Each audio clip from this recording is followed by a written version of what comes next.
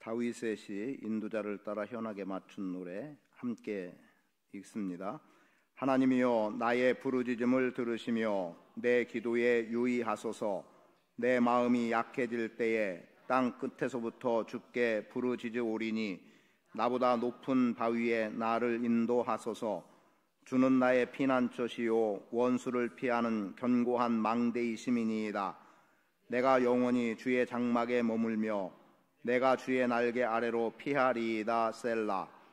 주 하나님이여 주께서 나의 소원을 들으시고 주의 이름을 경외하는 자가 얻을 기업을 내게 주셨나이다. 주께서 왕에게 장수하게 하사 그의 나이가 여러 대에 미치게 하시리이다. 그가 영원히 하나님 앞에서 거주하리니 인자와 진리를 예비하사 그를 보호하소서.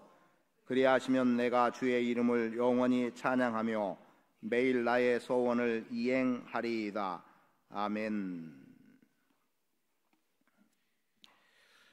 우리가 주님이 어떤 분인지를 알면 그 아는 범주에서 하나님을 찾을 수 있고 또 하나님을 찾는 만큼 하나님께로부터 응답을 경험할 수가 있습니다. 응답이라고 말하면 우리가 구한 것에 대해서 그대로 얻어짐도 있지만 또 다른 의미로 말하면 주님을 경험한다는 겁니다. 그리고 주님께서 우리 가운데 어떻게 나와 동행하시고 또 함께 해주시는 은혜가 있음을 하나하나 발견해 나가는 것이 오늘 우리의 삶의 응답입니다.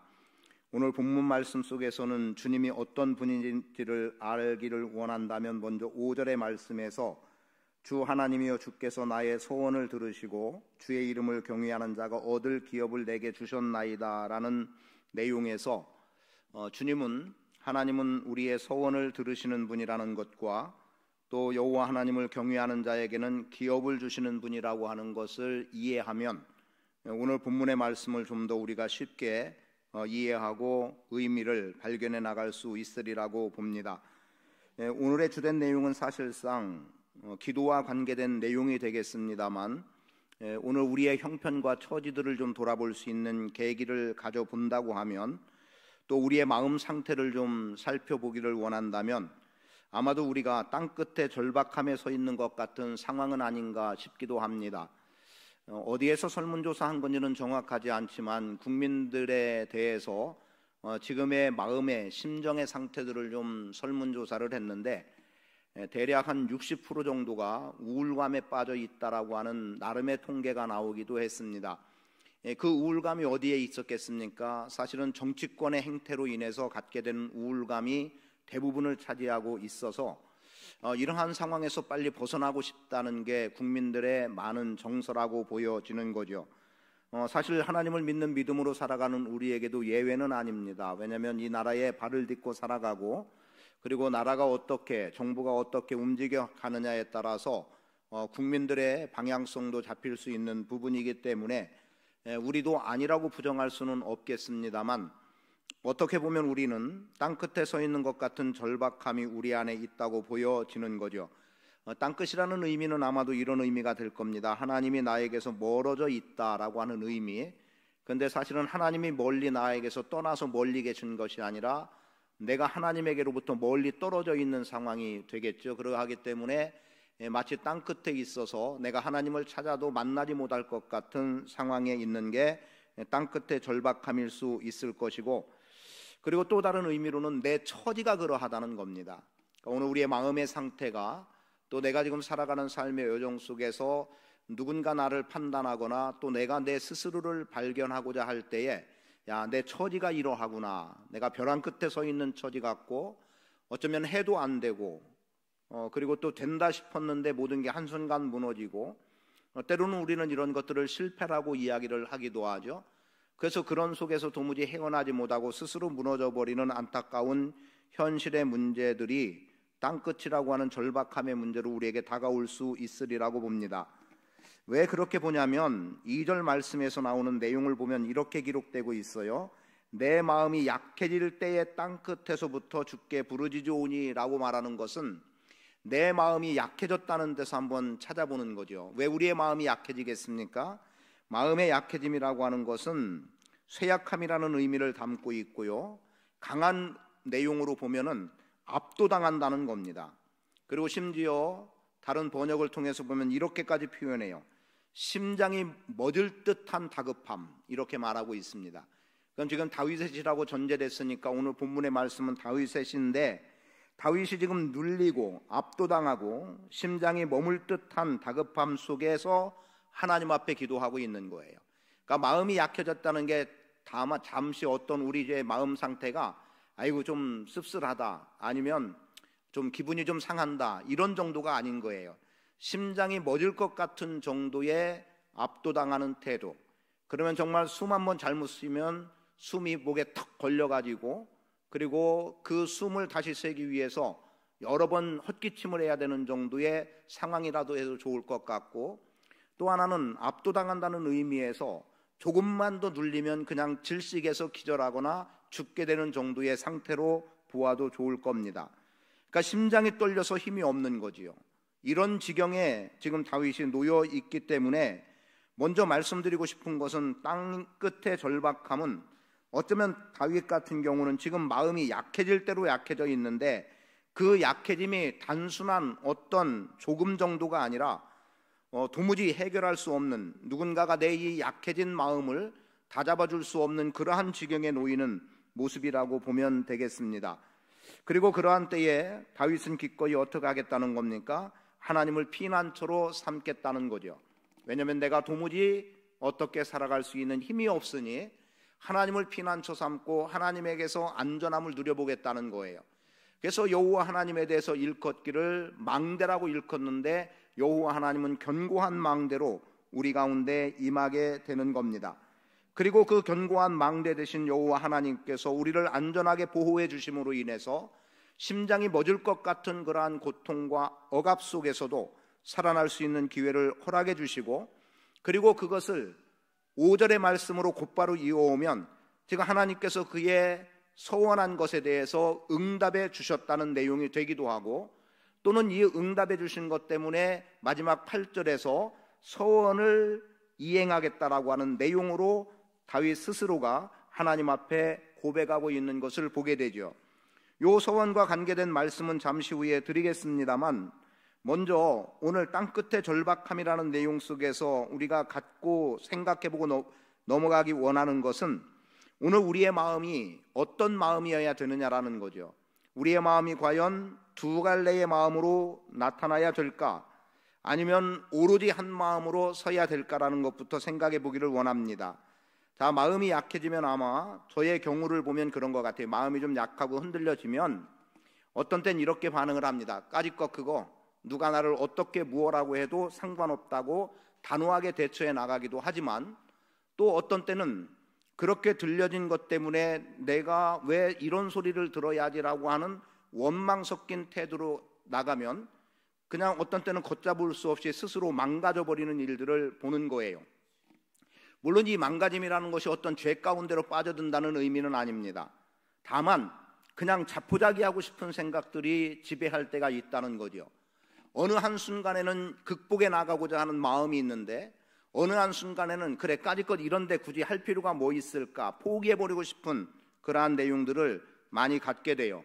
그래서 오늘 말씀을 준비하다가 여러 모양으로 생각하던 가운데 그런 생각을 좀 해봤어요. 우리가 사람에 대해서 얼마나 많은 말을 하고 있는가, 즉 내가 누군가와 함께 또 다른 제3자를 얼마나 많이 이야기하고 있는가. 그런데 이 이야기의 내용의 정도가 그 제3자라고 불려지는 어떤 사람에 대해, 누군가에 대해서 좋은 이야기, 긍정의 이야기, 또는 칭찬의 이야기, 아니면 복을 빌어주는 어떤 이야기들을 하고 있는가. 어느 장로님을 보니까 이러이러하더라. 야, 그분의 신앙을 본받을 만하고 그분 같으면 정말 장로답다. 아, 그래, 그분은 권사답고 집사다워.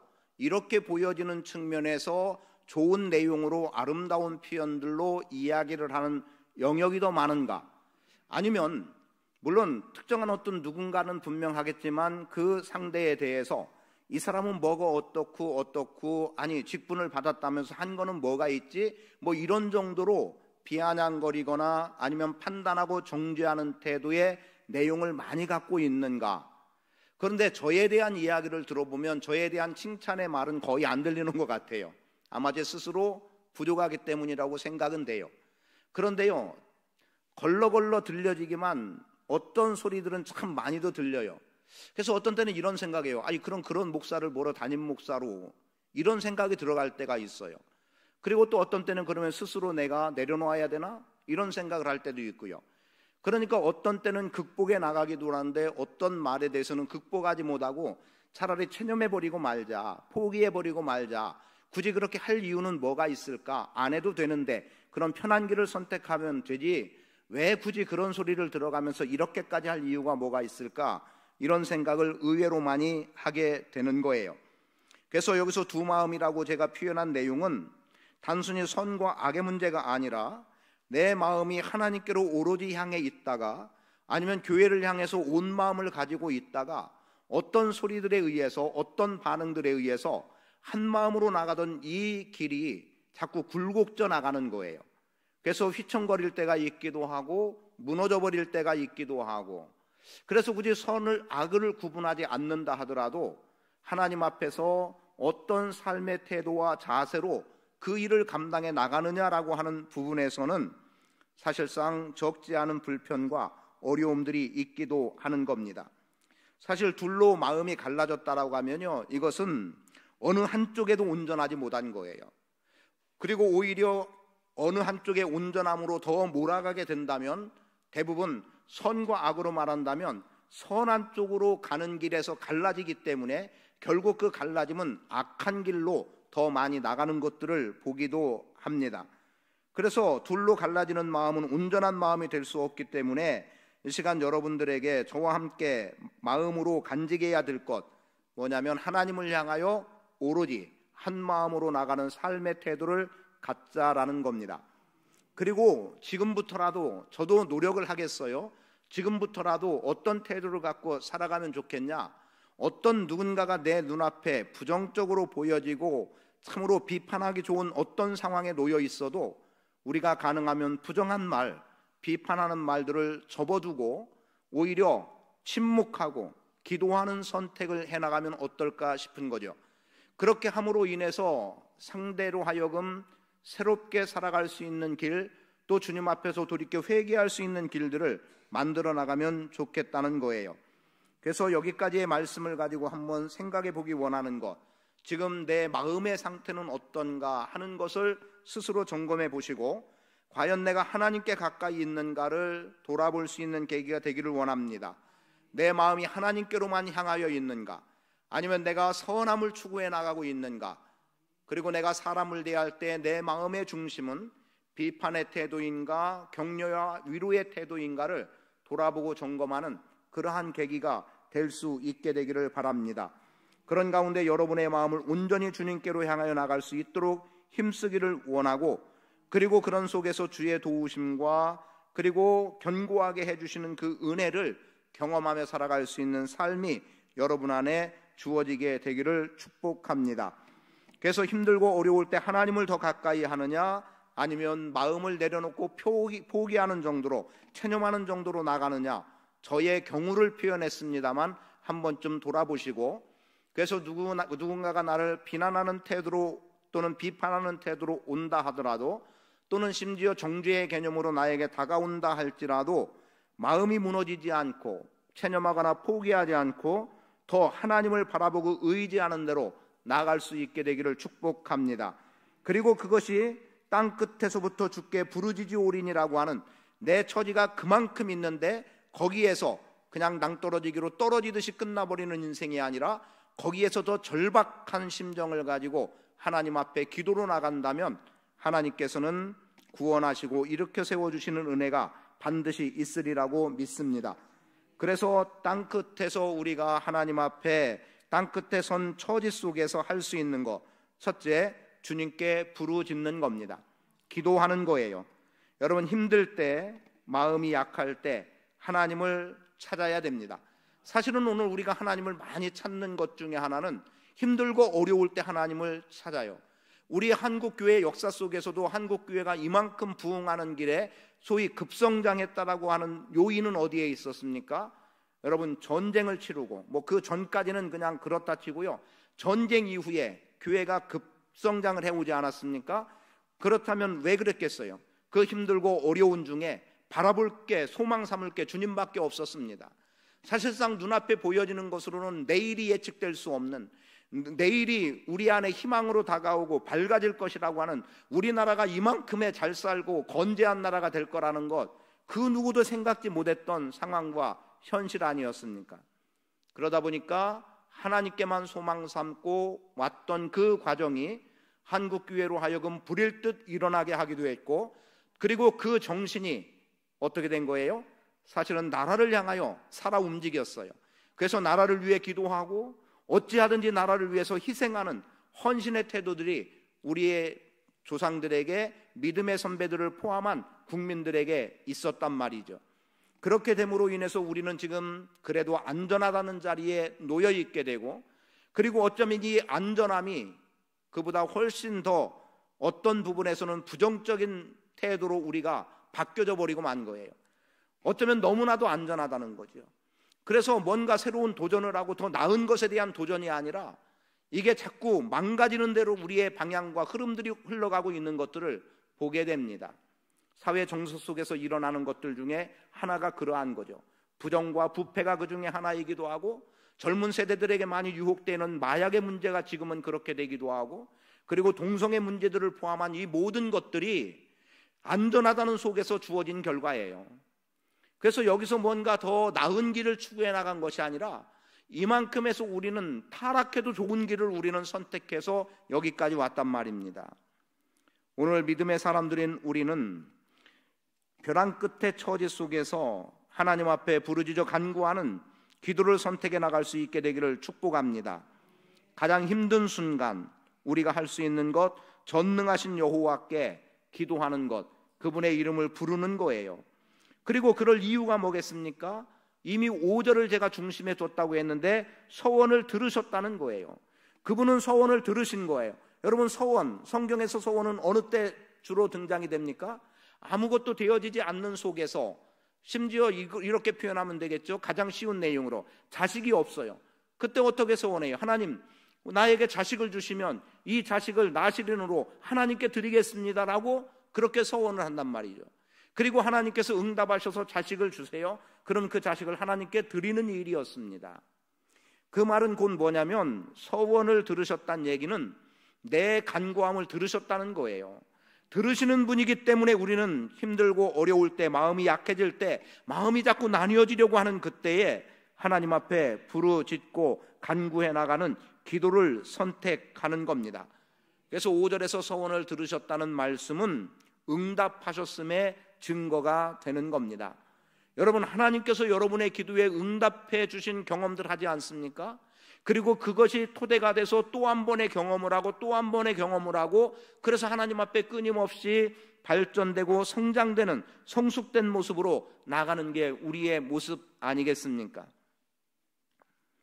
누구라도 표현하는 내용이겠습니다만 저도 표현하는 내용 가운데 하나가 그거예요. 기도는요, 응답을 경험한 사람이 하게 돼 있다는 거죠. 응답을 경험한 사람은 기도를 하게 돼 있어요. 그래서 어쩌면 우리는 최소한 한 번이라도 기도가 응답될 때까지 인내함으로 기도할 필요가 있어요. 그리고 거기서 경험된 것 때문에 또 기도하는 거죠. 물론 오랫동안 기도해야 응답된다, 시간을 오래 해야 된다, 아니면 많이 해야 된다, 그래야 응답된다고 말하고 싶지 않고 그렇지도 않습니다. 외마디의 외침일지라도 하나님께서 급박하게라도 들어주셔야 되는 상황이 되면 그때 응답해 주시는 거예요. 그 응답 속에서 하나님이 들어주심 때문에 또 어떤 상황이 되면, 또 이런저런 일들이 눈앞에 펼쳐지면, 또는 어떤 마음에 소원함이 생기면 그 일이 이루어지기 위해서 기도하지 않을 수 없는 거죠. 맛을 보았기 때문인 거예요. 그래서 여러분들에게 표현해 드렸던 내용 가운데 그런 내용이 있지 않습니까? 만족한 영혼의 목마름이라는 표현을 드렸지 않습니까? 만족한 영혼의 목마름, 왜입니까? 이미 주님을 경험해서 만족해요. 사실은 이 이상도 어쩌면 필요치 않아요. 그럼에도 불구하고 이만큼의 만족 속에서 더 나은 것을 하나님 앞에 기대하는 거죠. 왜? 하나님이 이 일을 이루어 주셨기 때문에. 야, 그러면 하나님이 어떤 더 큰 것을, 또 다른 어떤 놀라운 일들을 나로 하여금 경험하게 하실까? 여기에 대한 기대감이 있는 거죠. 어쩌면 공부하는 아이들에게 있어서 이런 개념이 될 수도 있겠어요. 꼴찌를 하던 아이입니다. 그런데 뭐 학원을 갔든 어떻게 했든 아니면 마음을 잡아서 공부를 했더니 어느 순간 꼴찌였는데 중간 이상으로 탁 올라오네요. 야, 이거 해볼만 하겠다.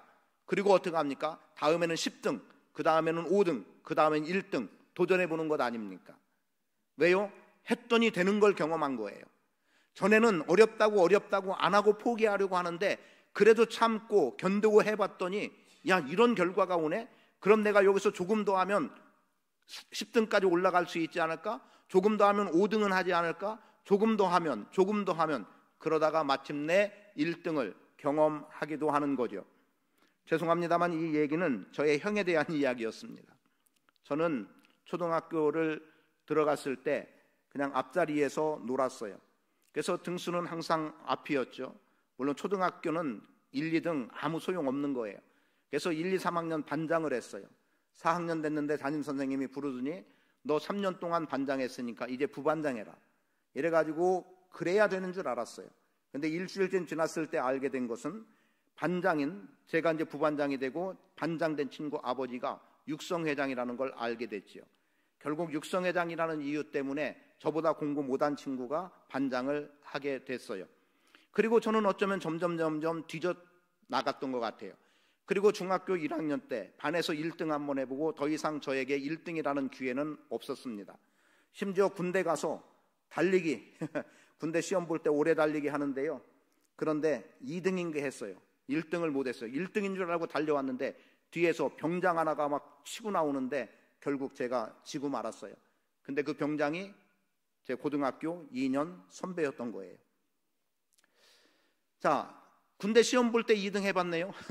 그리고서 어쨌든 1등은 중학교 1학년 첫 시험이 처음이었어요. 근데 저희 형은 초등학교 때 뒷전이었어요. 그러더니 어느 4학년 때인가 5학년 때 앞으로 올라가더니 몇 등 그리고 중학교 가더니 이제 1, 2, 3, 4등 여기서 계속 놀더라고요. 그러니까요, 해보면 된다는 거지요. 경험했기 때문인 거예요. 기도 경험한 자만이 하게 돼 있어요. 그래서 지금 그냥 부탁해 드리는 것은 경험할 때까지 인내로 한번 나가보세요. 그리고 경험되면 또 기도하게 돼 있습니다.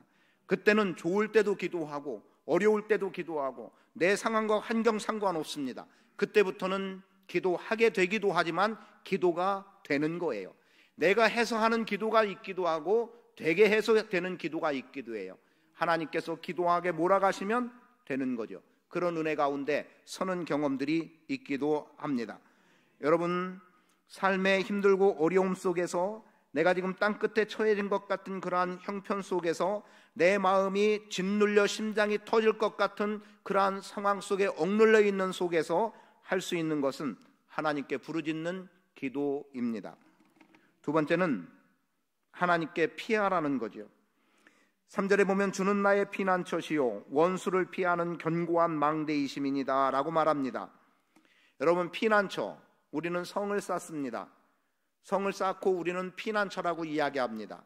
그리고 그 성에는 망대라고 높은 룰을 만들어 놔요. 누라고 그러나요? 그걸 만들어 놓습니다.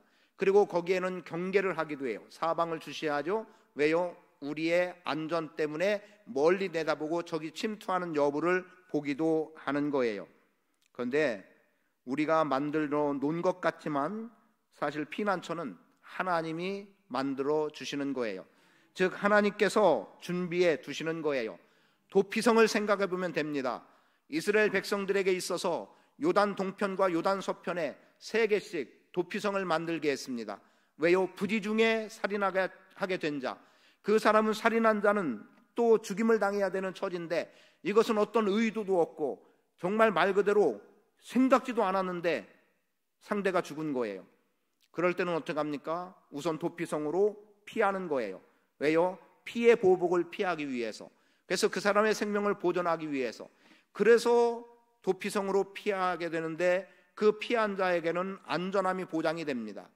그리고 이것이 사실 여부가 온전하게 판결이 되어져서 도피성에서 나오게 되는 경우 내지는 그 시대의 제사장이 죽으면 나올 수 있었습니다. 제사장이 죽으면 나와야 됐던 이유가 뭐겠어요? 그 사람을 대신 죽은 것과 같은 의미가 되는 거예요. 그 사람의 죄를 대신한 것, 예수 그리스도가 십자가에 못 박혀 죽으심으로 우리의 죄를 대신한 것과 같은 거예요. 그런데 하나님이 만드셨다는 내용 속에서 이런 의미가 있습니다. 도피성은 높은 곳에 뒀어요. 높은 곳에 두면 피하기 어렵죠. 아니 그 헐떡거리면서 어떻게 뛰어 올라가라고 도망가라고 이렇게 생각할지 모르지만 어디에서든지 보이게 해놓음으로 인해서 가장 빠르게 도망할 수 있는 길을 하나님이 만들어 놓은 거예요. 그리고 그 길은 넓게 만들었습니다. 그렇게 함으로 인해서 도망하는 데에 불편하지 않게 한 거예요. 물론 그렇게 본다면 쫓아오는 것도 빠를 수 있겠지만 어쨌든 먼저 피하는 자가 더 안전하게 어느 지점까지 그 도피성이라는 데까지 도달할 수 있도록, 그리고 곳곳에다가 방향 표시를 해 두었다는 거지요. 이정표를 둔 거예요. 하나님께서 사람들에게 성을 만들게 하셨지만 실상 피난처는 하나님께서 마련해 놓은 제도였고 준비해 두신 곳이 되더라는 거지요. 그러니까 오늘 우리가 피난처이신 하나님께 피한다는 것은 가장 안전함을 이야기할 수 있는 겁니다. 오늘 우리를 공격하는 원수 있지요. 그때 의지하리 하나님뿐이고 피하고 도움을 얻을 수 있는 길은 하나님뿐이라는 것을 우리는 알아야 합니다. 잠언 18장 10절에 보면 여호와의 이름은 견고한 망대라 의인은 그리로 달려가 안전함을 얻는다라고 말합니다. 여호와의 이름은 견고한 망대라. 여러분, 견고하다는 데 초점을 둬야 됩니다. 요동 없는 거예요. 가장 안전한 거예요. 그래서 그리로 달려가면 안전함을 얻는다고 말씀하고 있습니다. 그래서 여호와의 이름을 다윗도 의지했습니다. 그래서 뭐라고 말합니까? 어떤 사람은 말을, 어떤 사람은 병거를 의지하지만 나는 여호와의 이름을 의지하겠다라고 고백을 하기도 하는 거예요. 여러분, 여호와의 이름은 견고한 망대입니다. 견고히 하기 위해서 세워진 것이지만 견고한 거예요. 견고히 하겠다고 세워놨는데 견고하지 않으면 한순간 무너지고 흔들려 버리고 마는 겁니다. 그러나 하나님은 백성들의 안전을 위해서 견고한 망대가 되시는 것이고요. 그래서 다윗은 하나님께로 피했다는 것 아닙니까? 여러분, 잠언 말씀에서 의인은 그리로 달려가 안전함을 얻는다라는 표현과 연결해 보면 지금 다윗이 원수를 피하는 견고한 망대라고 고백했다는 내용은 어떻겠어요? 그러면 다윗이 망대로 달려가서 안전함을 얻었다는 것 아닙니까? 그러면 그 말은 다윗은 의로운 사람이다, 불의한 사람이다? 의인이라는 거죠. 왜? 의인은 그리로 달려가 안전함을 얻는다고 했으니까. 여러분, 망대라고 해서 악인이 도망간 그 망대, 악인이 피한 망대, 악인이 의지하는 망대 하나님이 허용하시겠습니까? 아닌 거예요. 의로운 자에게만 허용된 망대가 되는 거죠. 그리고 같은 맥락에서 주의 장막에 머물며라고 하는 말도, 여러분, 주의 장막은 성소를 의미하기도 합니다. 그래서 하나님의 임재가 있는 곳이 되는 거죠. 그리고 또 뭐라고까지 말합니까? 주의 날개 아래로 피하리이다라고 또 4절은 말해요. 주의 날개, 보호입니다. 그죠? 그래서 독수리의 날개로 업었다는 내용도 보호가 되는 것이고요. 암탉이 새끼를 날개 아래 모음같이라고 하는 것도 보호가 되시는 거예요. 그래서 성경에서 말하고 있는 날개는 여호와의 날개 그늘 아래에 있게 되는 우리는 하나님 안에서 진심으로 안전함을 누리는 삶을 살아가게 됨을 말씀해 주고 있습니다. 57편을 우리가 2주 전에 본 내용이 되겠죠. 하나님이여 내게 은혜를 베푸소서, 내게 은혜를 베푸소서. 내 영혼이 주께로 피하되 주의 날개 그늘 아래에서 이 재앙들이 지나가기까지 피하리이다. 여러분, 재앙이 그칠 때까지 주의 날개 그늘 아래서 의인은 안전하게 거하게 되는데 그 날개는 곧 망대가 되기도 하는 거예요. 그래서 오늘 우리는 하나님께 피할 때에 가장 안전함을 얻는다는 거죠. 여러분, 여러분의 삶의 형편과 처지가 가장 힘들고 어려운 말씀 그대로 땅끝에 있는 것 같은 상황일 때 주님께 피하는 자로 서시기를 축복합니다. 끝으로 8절의 말씀에서 다윗은 마치 자신이 다른 왕에게 하듯이 표현을 하고 있어요. 6절에 보면 주께서 왕에게 장수하게 하사 이런 내용이 나오는데 사실은 자기 자신에 관계된 내용입니다. 왜? 다윗의 시기 때문에. 그런데 8절에 보니까 뭐라고 말합니까? 그리하시면 내가 주의 이름을 영원히 찬양하며 매일 나의 서원을 이행하리이다. 여러분, 주의 이름을 영원히 찬양한다는 내용은 앞에서 본 대로 여호와의 이름은 견고한 망대고 나는 여호와의 이름을 자랑하겠다는 내용으로 나타난다면, 이제 그 어렵고 힘든 상황, 현실 속에서, 땅 끝의 절박함 속에서도 우리는 무엇을 해야 되느냐? 서원을 이행해야 하는 거예요. 서원에 대한 내용은 앞에서 5절에서 봤습니다만 5절에서는 서원을 이루어주신 분으로 표현합니다. 그리고 8절은 서원을 이행하겠다는 거예요. 하나님이 이루어주시고 나는 이행하겠다는 거예요. 말씀드린 그대로 응답이라는 표현을 썼습니다. 그러면 하나님과 우리와의 관계에는 끊임없는 선순환이 이루어지는 거죠. 내가 힘들고 어려운 절박감 속에서 하나님 이리 하시면 내가 이렇게 하겠습니다라고 맹세하고 서원했다고 전제해 봅시다. 주님, 이러면 나 자신을 주님께 온전히 드리겠습니다. 서원했어요. 그래서 주님께서 내가 서원한 때에 마치 조건처럼 다뤘던 그 내용에 응답이 오니까 나는 그 응답에 따라서 하나님 앞에 나 자신을 드리는 거죠. 그럼 하나님께서는 또 나에게 또 어떻게 하세요? 더 나은 복을 부어주시고 나는 또 거기에 합당하게 또 하나님께 영광을 돌리고, 하나님은 나에게 복 주시면 나는 하나님께 영광을 돌리는 헌신과 주님의 뜻을 이루는 일에 나 자신을 드리는 쓰임받도록 하는 일들이 일어나는 거죠. 그래서 서원에는 하나님의 행하심이 있고 내가 갚아드림이라고 하는 갚음이 있는 거예요. 그리고 이것은 끊임없이 돌고 도는 겁니다. 저는 여러분 주님과의 관계 속에서 이렇게 선한 일들이, 그래서 여러분의 선함과 하나님의 인자하심이 끊임없이 맴도는 과정에서 살아갈 수 있기를 축복합니다. 그리고 앞에서 표현한 그대로로 말하면 기도, 경험한 사람이 또 기도하게 된다는 것처럼 그것 또한 계속해서 응답되니까 또 다른 기도를 하게 되고 더 나은 기대 속에서 기도하게 되고, 하나님은 거기에 대해 또다시 응답하시고, 그래서 끊임없는 만족한 영혼의 목마름으로 나가게 하는 것처럼 서원도 우리는 마땅히 이행해 나갈 일 가운데 하나입니다. 이미 경험했기 때문에 다윗은 고백하는 거예요. 내가 이 땅 끝에 있는 처지, 이 절망 속에서도 하나님 앞에 서원을 이행하겠습니다. 그것을 좀 더 표현한다면, 하나님 이 절박함 속에서 저에 대해서 어찌하시겠습니까? 이 절박함에서 벗어나게 하신다면 나는 하나님 앞에 이리 행하겠습니다.